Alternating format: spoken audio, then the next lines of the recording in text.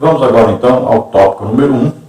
Os alicerces do templo são lançados. Subtópico 1, o lançamento dos alicerces foi celebrado com uma solenidade.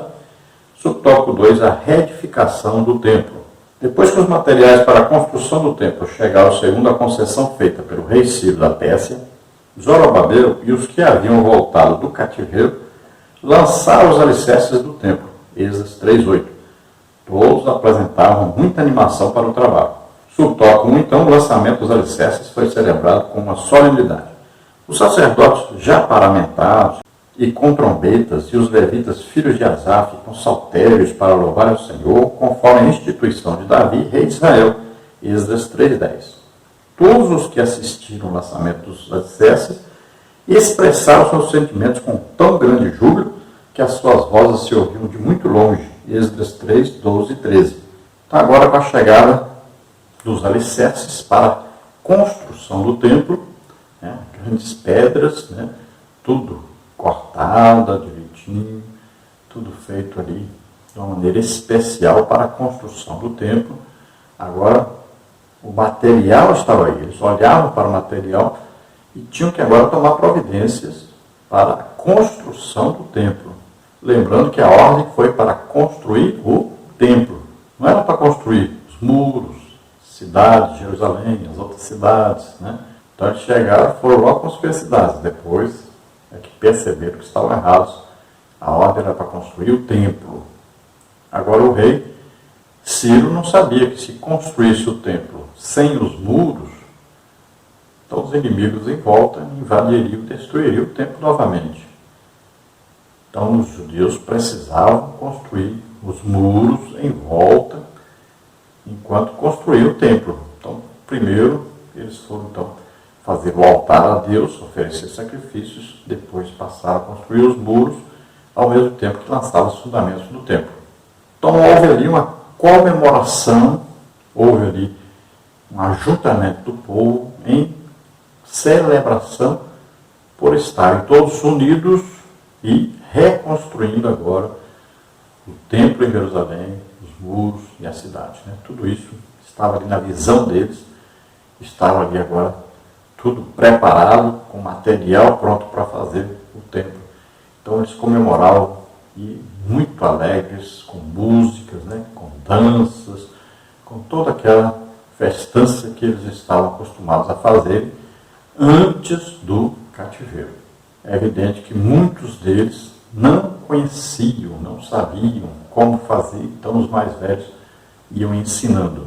Parece que, devido a essa festa, essa comemoração, suas vozes se ouviam muito longe, parece que os inimigos acenderam então a sua ira, mais ainda ficaram ali com inveja e ficaram ali com o desejo de parar aquilo de qualquer maneira.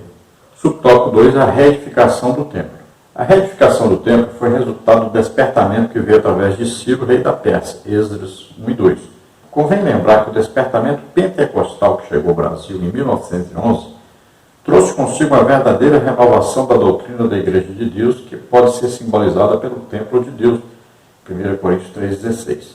A Igreja de Deus é um mistério, Efésios 5,32, que não pode ser compreendido pelo homem natural, 1 Coríntios 2,14. O Espírito Santo quer salientar que Jesus, em pessoa, quer edificar sua igreja, Mateus 16,18, e ele o faz conforme a palavra de Deus. O Espírito Santo quer gerar um sentimento de reverência pela igreja do Senhor, que é a morada de Deus, Efésios 2,22. Veja também Êxodo 3,5, Salmos 89,7 e Eclesiastes 5,1. O Espírito Santo quer adestrar a igreja como ela é um instrumento de ação de Deus aqui na terra, Efésios 3,10. Deus tem um trabalho para cada servo seu na grande obra de evangelização do mundo, Marcos 13,34. Então a reedificação do templo veio pelo reavivamento que foi produzido por Deus, que veio primeiro ali, então Daniel, e depois o rei Ciro, que Deus usou para dar ordem para a reconstrução do templo em Jerusalém. O avivamento que veio ao Brasil em 1911, foi resultado de um avivamento que teve nos Estados Unidos, na Rua Azusa. Por ali passaram então os missionários suecos, Gunnar Wing e Daniel Berg passaram por ali, receberam o batismo do Espírito Santo, né? Foram ali tocados, ungidos pelo Espírito Santo e enviados pelo Espírito Santo para fazer uma grande obra aqui no Brasil, que hoje tem como resultado a Assembleia de Deus. A pregação de Gunnar Wing e Daniel Berg sempre estava baseada no batismo do Espírito Santo, no falar em línguas, na manifestação dos dons espirituais. E este foi o início da igreja no Brasil. O início baseado na Bíblia, baseado principalmente no livro de Atos dos Apóstolos.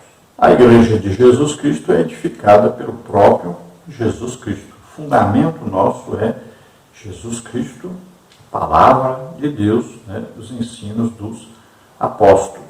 A igreja deve ter uma reverência sempre a Jesus, a palavra de Deus, né, deve estar sempre sendo guiada pelo Espírito Santo. É o Espírito Santo que vai, então, nos dar poder para evangelizar e ganharmos muitas almas. A evangelização da igreja deve estar sempre aí sendo orientada pelo Espírito Santo, pela palavra de Deus, e nós devemos estar sempre com o coração desejoso de ganhar almas. A igreja é o corpo de Cristo, representa Jesus Cristo aqui na terra. Então, muito provavelmente, no segundo ano que eles tinham chegado a Jerusalém, é que eles foram começar, então, a reconstruir o templo, entre aí o mês de abril e de maio, sob o comando de Zorobabel, escolhido como governador. Então, era preciso contratar ali, arrumar todos aqueles que sabiam fazer alguma coisa. Então, precisava de carpinteiro, precisava de pedreiros, né? Precisava de gente que trabalhasse com ouro, com prata, com bronze, precisava de gente que soubesse esculpir, muita coisa então precisava ser feita. Tinha que ter gente especialista no corte de pedras, no corte de madeira. Eles teriam que buscar madeira de cedro, né, no Líbano, assim como Salomão fez na construção do primeiro templo. Também era preciso muita honestidade, santidade daqueles que arrecadavam dinheiro, todo o material, coordenavam todo o trabalho. Por isso os sacerdotes foram escolhidos para fazer isso, né, os levitas. Aí Jesua ou Josué era o sumo sacerdote nessa época. Então fizeram uma grande festa no lançamento então dos fundamentos do templo. Tópico 2, os samaritanos opõem-se à construção do templo. Subtópico 1, entre os moradores da terra estavam os samaritanos. Subtópico 2, os samaritanos tentam frustrar a construção do templo. Êxodo 4, 4 e 5. Subtópico 1, então, entre os moradores da terra estavam os samaritanos. Quando Nabucodonosor levou o reino de Judá cativo para a Babilônia, os samaritanos passaram a morar na terra. Estes eram descendentes de uma mistura de gente que o rei da Síria tinha deslocado para a cidade de Samaria, depois de ele ter levado as 10 tribos do reino do norte em cativeiro para a Síria, segundo Reis 17, 23. Eram pagãos que haviam sido ensinados acerca do Deus de Israel. Assim os samaritanos continuavam servindo a seus deuses, mas também temiam o Senhor, segundo de Reis 17, 23 a 33. Então, entre esses moradores que estavam ali ocupando, né, as terras de Judá, de Benjamim, estavam os samaritanos, que eram agora uma mistura de gente. O pessoal misturado, alguns judeus, outros misturados, que vieram de outros povos, de outras nações, que foram enviadas pelo rei da Síria, quando dominou aquela parte norte de Israel, que é chamado Israel, com capital em Samaria. Por isso são chamados samaritanos.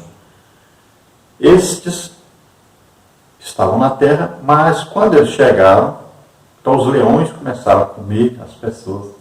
Então eles resolveram mudar sua prática religiosa de adoração a vários deuses e incluíram o Deus verdadeiro na sua adoração, porque descobriram que se não fizessem isso, eles todos iriam morrer. Então já era uma providência mesmo de Deus, né, para que eles não destruíssem tudo aquilo, não acabassem com toda aquela terra, não queimassem tudo, não destruíssem tudo, e os judeus, quando chegassem, não tivessem como morar ali. Então Deus preservou aquela terra. Eles então faziam adoração a seus deuses e também prestavam culto ao Deus verdadeiro. Era uma mistura, né, de povos que nem eram judeus e nem eram de outras nações agora eram samaritanos. Se nós estudarmos aí, nós vamos ver que aí tinham também os povos árabes que ocuparam aquelas terras. Subtópico 2, os samaritanos tentam frustrar a construção do templo. Êxodo 4, 4 e 5. A maldade dos samaritanos levou-os a enviar uma carta ao rei da Pérsia, contendo acusações mentirosas contra os judeus. Êxodo 4, 12 e 13. O rei que recebeu aquela carta não conhecia bem o assunto e mandou parar a obra. Êxodo 4, 21. Então os samaritanos se uniram e enviaram uma carta ao rei, que agora governava sobre a Pérsia, né? Sobre todo o reino medo-persa, que era filho de Ciro. Ciro, então, depois de morto, um dos seus filhos é que vem governar em seu lugar. Esses nomes que aparecem, Artaxerxes, aí, o que é? É um título honorífico, assim como Doge na Espanha, né? Cisar na Rússia, aí Candace na Etiópia, Faraó no Egito. Então é um título honorífico. E quem governava, geralmente eram os reis, os seus filhos que passavam depois a governar depois deles. Então, muito provavelmente agora Cambises, né, que governava. Então eles escrevem uma carta a este rei. Como ele não conhecia bem do assunto, foi consultar os escritos antigos, as crônicas dos reis. Descobriu que antes, né, Jerusalém realmente era uma cidade forte, protegida, um povo forte que governava sobre muitas nações. E descobriu também que um dia eles foram dominados, se rebelaram, né? Então foram invadidos e levados cativos para a Babilônia. Então ele viu que tinha procedência a carta, porque se eles se fortalecessem, poderiam voltar a ser uma grande nação e se rebelarem contra o governo da Pérsia.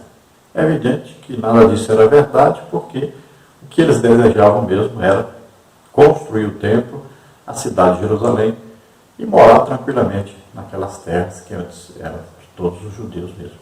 Então o que o rei faz? O rei manda parar a obra. E esta obra então passa aí 7 anos parada.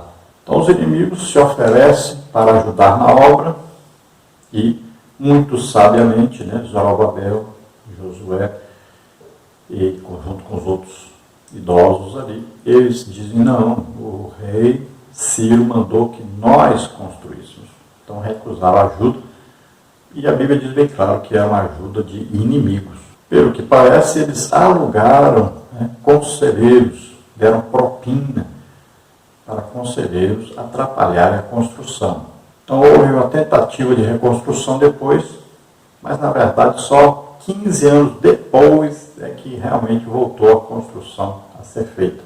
Aqui cita Assuero, mas esse Assuero aqui também é um título honorífico. Não é o Assuero lá do tempo de Ester. Aqui também cita Dario. E Dario também aqui não é o Dario do tempo, né, que foi invadida ali a Babilônia. Já é outro Dario. Então veja que uma ordem dada pelo rei Ciro não poderia, de maneira nenhuma, ser confrontada ou desfeita. Essa era a lei dos persas, né? Uma ordem dada tinha que ser cumprida e obedecida. Então, para não contradizer o rei Ciro, o que foi feito? Mandou-se parar a obra. Não foi proibida de ser feita, mas foi parada, interrompida, né? Embargada. Então, o que os judeus fizeram? Foram reconstruir suas casas, nas suas cidades, né? Se esqueceram da construção do templo, foram chamados a atenção pelo profeta Ageu, e Deus disse para eles, através do profeta Ageu: vocês estão construindo suas casas bonitas, mas o templo não está sendo construído como deveria. Eles deveriam ter requerido, né, do rei lá da Pérsia, ali deveria Zorobabel ter ido para lá, e dito: não, o rei Ciro mandou construir, então nós estamos construindo. Você não pode revogar uma lei do rei Ciro. Mas parece que se amedrontaram e acabaram não reconstruindo nesta época.